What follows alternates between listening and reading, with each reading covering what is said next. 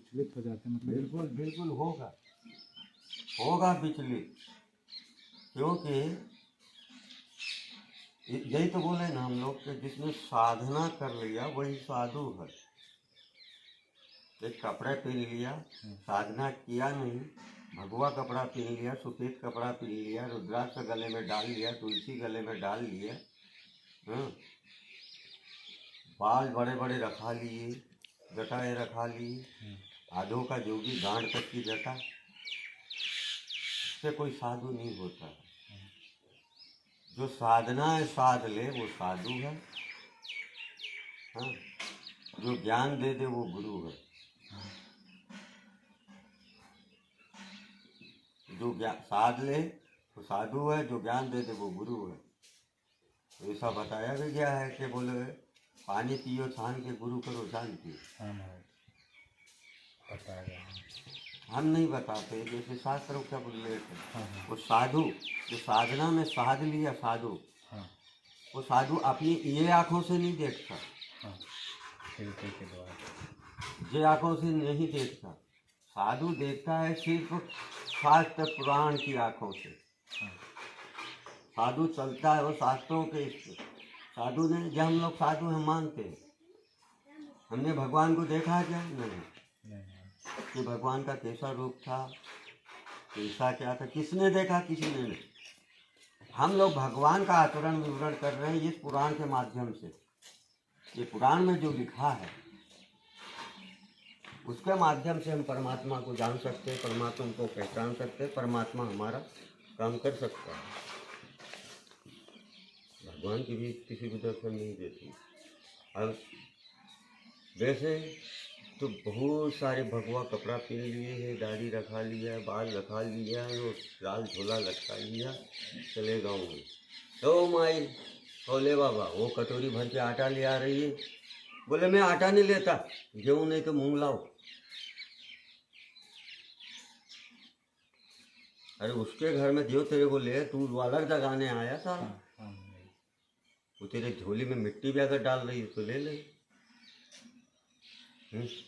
तू बोल रहा है मैं आटा नहीं लाऊंगा, गेहूँ लाओ या फिर मूंग लाओ। तो उसकी फिर इच्छाएं हैं। तो आटा क्यों नहीं लेगा? आटा कोई बिकता नहीं है, कम रेट है आटे का। मूंग 100 रुपये किलो है, गेहूँ 25 रुपये किलो है। तो शाम तक में 50 किलो गेहूँ 50 किलो मूंग इकट्ठा करके कुंदन की दुकान पे बेच के, दिल्लू की दुकान पे बेच के, नरेंद्र धर्मेंद्र की दुकान पे बेच के, और बहन सुधाएगा, लेगा, मारेगा, पौवा ने मार लेगा किलो आधा किलो मटन की पुटरी, तो जाएगा बहन सुधाएगा जहाँ लुगाइयों में ढोलक रात भर बजाते रहेगा, खाते रहेगा। सुबह और हुआ, नहाया धोया, तो चंदन टीका किया और हालात निरंजन नर्मदे आर माई। सही है महाराज जी। ये तो फिर खुद का वो हो गया महाराज जी। तो देव ये हमारा जो है,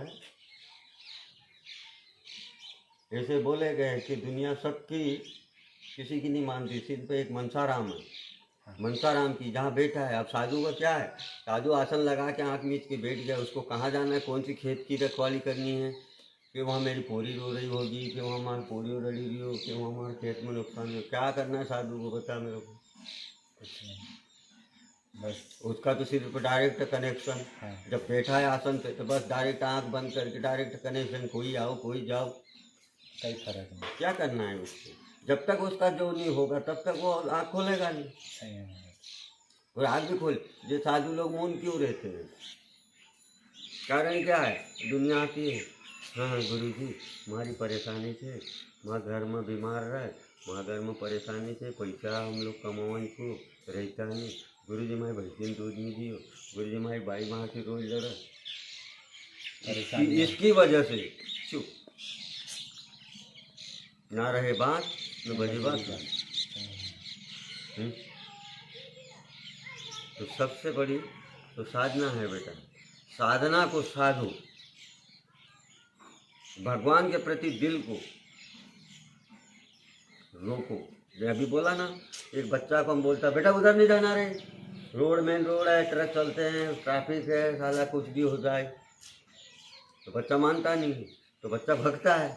भगता है तो हम लोग दौड़ के जाके पकड़ के लाके फिर उसको यहाँ बिठा देंगे। ऐसा हमारा मन भी हो बच्चे के प्रति जैसे दौड़ता है, उसको दौड़ने से रोको, तभी परमात्मा तुम्हें मिलेगा तो नहीं, ये हमारा गारंटी है। अनुभव महाराज जी।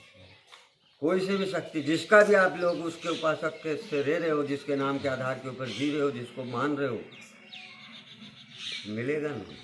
लेकिन हाँ, उसके आधार के ऊपर अगर रहा तो बिल्कुल तेरा काम बिल्कुल बनाएगा, हाँ काम नहीं रुकने देगा। जब काम नहीं रुका तो हमें और क्या चाहिए परमात्मा।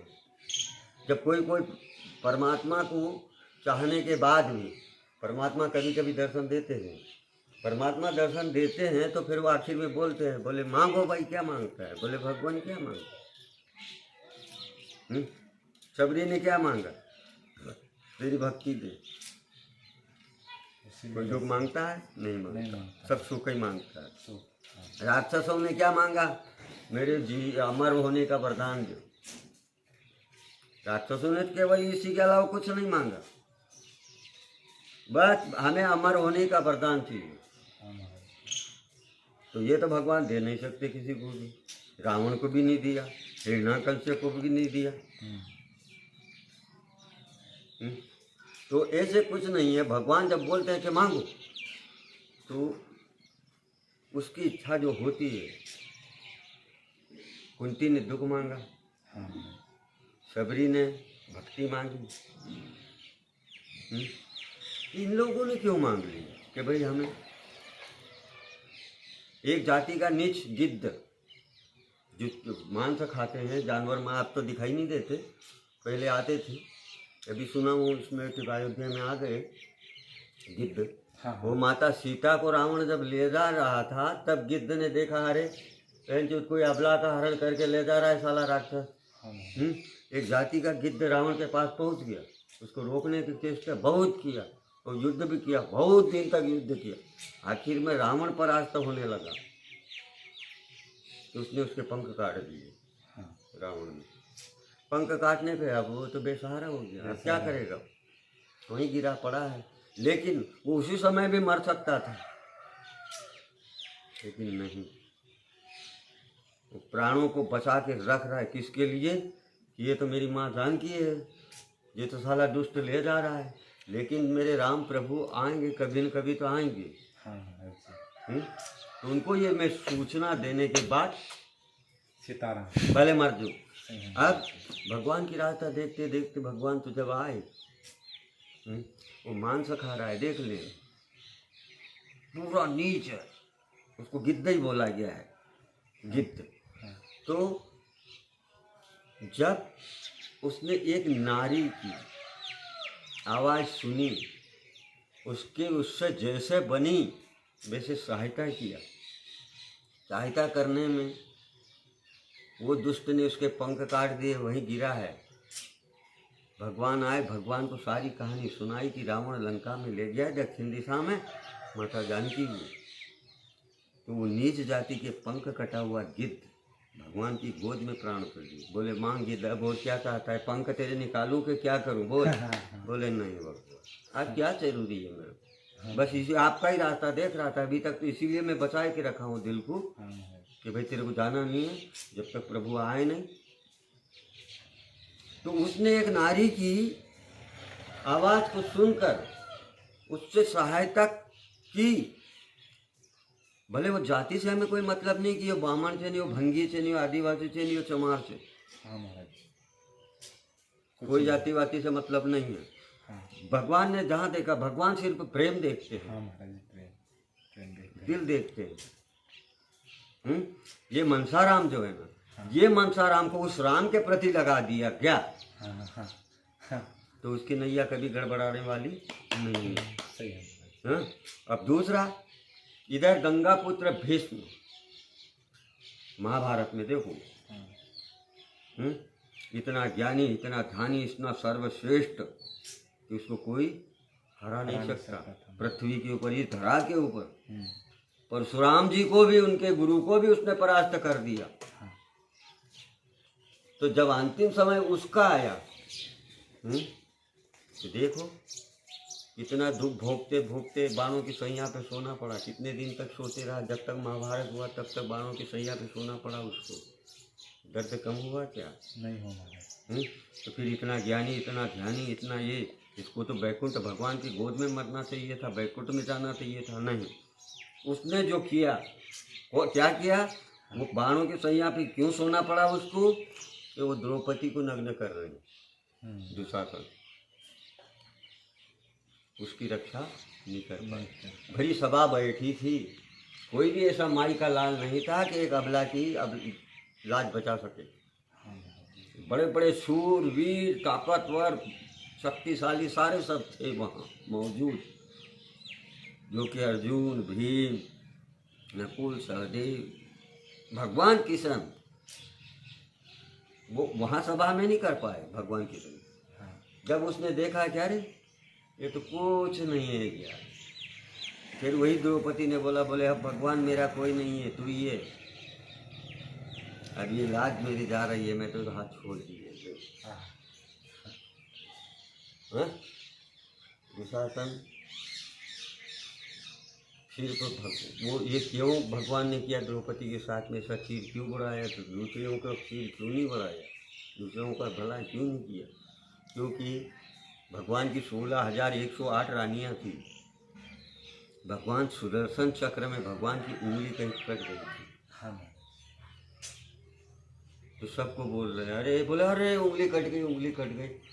तो सारी रानियाँ सब इधर उधर भग रही हैं, काहे के लिए, एक कपड़ा लाने के लिए कि मैं कपड़ा ला के भगवान को बांध दूँ। जब द्रौपदी ने आके देखा, बोले भैया ये क्या हुआ? बोले अरे बहना कुछ नहीं, सुदर्शन चक्र में थोड़ी आ गई। फाड़ दिया, अपनी साड़ी पहनी हुई साड़ी का फाड़ दिया। सब वो कपड़ा ले लेके आ रही है, तब तक देखा, बोले हैं पट्टी बांध दी। बोला बोले द्रौपदी ने बांधा।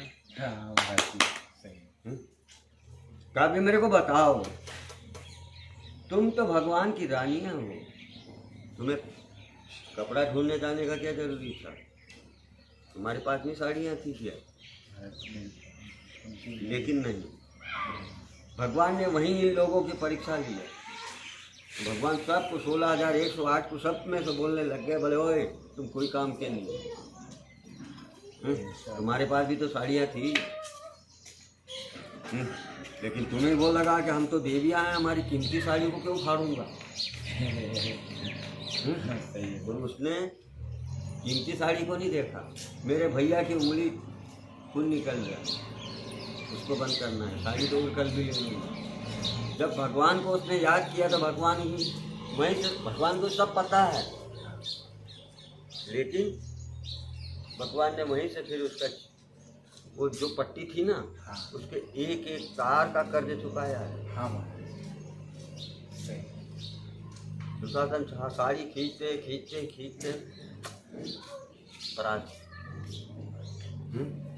उसकी लाश किसने, सब ने देखा है। गंगा पुत्र भीष्म, अर्जुन, भीम, नकुल, सहदेव, द्रोणाचार्य, कृपाचार्य, कर्ण, सब ने देखा है। ये भरी सभा में स्त्री को नग्न कर दिया जा रहा है, ये कितना बड़ा पाप है। तो फिर तुम्हें कैसे सुख मिलेगा? तुम इतने बलशाली होने के बाद भी। गंगा पुत्र साधु है, ब्रह्मचारी है, मामूली नहीं है।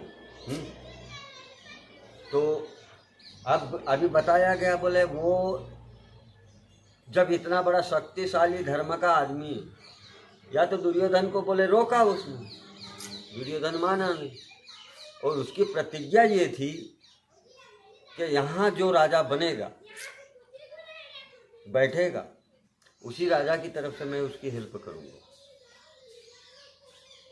नहीं तो सारी सभा में सिर्फ एक विदुर जी थे, वो दुर्योधन को स्पष्ट बोल दिए, बोले भाई दुर्योधन, ये ना तो मैं कर सकता हूँ ना देख सकता हूँ। तब विदुर जी को लात मार के दुर्योधन ने भगाया।